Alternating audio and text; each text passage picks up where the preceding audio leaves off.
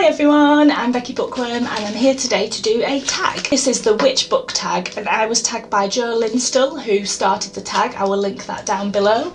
Take the last 10 books you read and starting from the 10th book back, compare with the next book in the list. Each time you pick one of the two you prefer. At the end you'll have the book you like the most out of your most recent reads. But I'm gonna preface this with a little nugget of information in that I am shit at making decisions on favourites. I just can't. I could maybe choose my top 100 of something, but I couldn't put it in any order, so hopefully this won't take a while and I'll edit it so it doesn't take a million years. So I did this just on books, I didn't include graphic novels. The oldest one is The Empty Ones by Robert Brockway and Illuminae by Amy Kaufman and Jay Kristoff.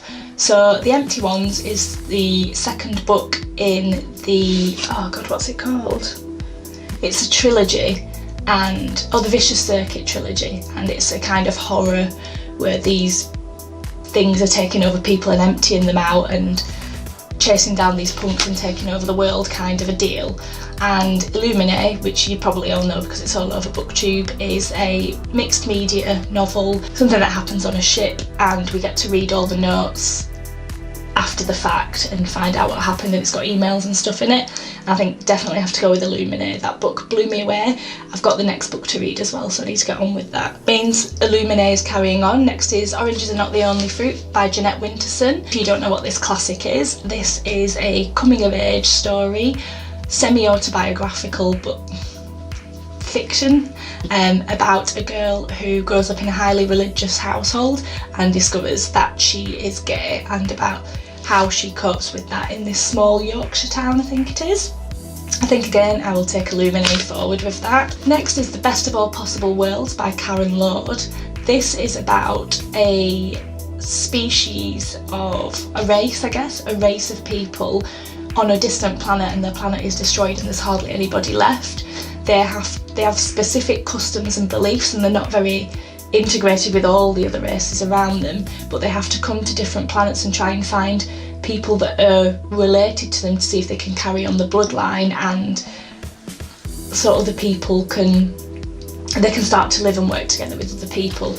I really enjoyed this. I really enjoyed the interactions between the different cultures and how respectful everybody was and the relationships that were built. I did find the ending disappointing though, so for that reason I'm going to choose Illuminae. Fisherman by Chigozie Obioma. This is the story of a group of 4 brothers who go fishing as a part of it, and the town crazy man, as he's kind of known, basically he's been known to prophesise things that are going to happen before, and he tells one of the brothers that he's going to die, and it's just about how that one incident affects the rest of their lives in a massive way. I really enjoyed this one. It was sort of a small snowball that started to get bigger and bigger and faster as more and more things started happening. I really enjoyed it, but I still think I preferred Illuminae. I'm doing really well at making these decisions, go me. Next up is Binti by Nnedi Okorafor. Binti is the story of someone who lives on a distant planet with her and all her people as part of a tribe. They have this red clay type material that they cover their hair and their skin in to keep them healthy, and it's frowned upon to be seen without it.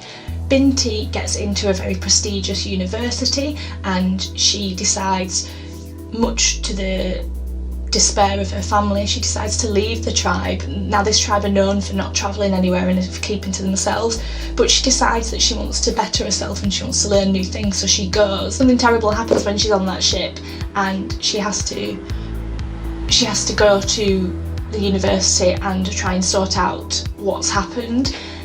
I bloody loved this.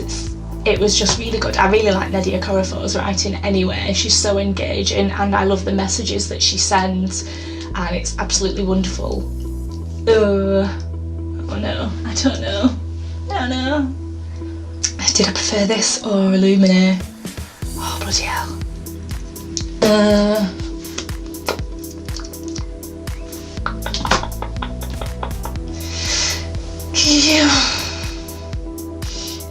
I'm gonna go with Binti. Binti is my favourite out of those two. Next up is The Vampire Lestat by Anne Rice. You probably all know what this book is. This is number 1 in the Vampire Chronicles. This tells the story of Lestat. Oh no, it's not number 1, it's number 2. This tells the story of Lestat and why he made the decisions he did in Interview with the Vampire and where he came from and what happens. I did enjoy it. I do like it. The Vampire Chronicles, I read them when I was a teenage goth, so I'm kind of reliving that now. I'm in my 30s, I wanted to go back and read them all, and I did really enjoy it, but I think I preferred Binti. Next, Know You Beholder by Adam Rapp. I've just spoken about this in my wrap-up. This is the story of a failed musician, rock starry type person who becomes agoraphobic and is a landlord in a house, and how he copes with that. And yep, this is no contest, it's Binti for me. Next one, Seek the Throat from Which We Sing by Alex C.F. This is a magical story about what would happen if all the humans died out and the wildlife wanted to take back the earth, told from the perspective of the wildlife, who all have their own traditions and languages and beliefs. Really good book. I think it's still Binti for me. And finally, Lily and the Octopus by Stephen Rowley. Now, if you've watched my wrap-up, you will also know that this made me cry like a baby. This is the story of Ted, who lives with his wonderful dog Lily. Lily is getting older. Lily gets a lump on her head, which Ted perceives to be an octopus that causes her failing health. And it's just about the cycle of life and death and how that happens.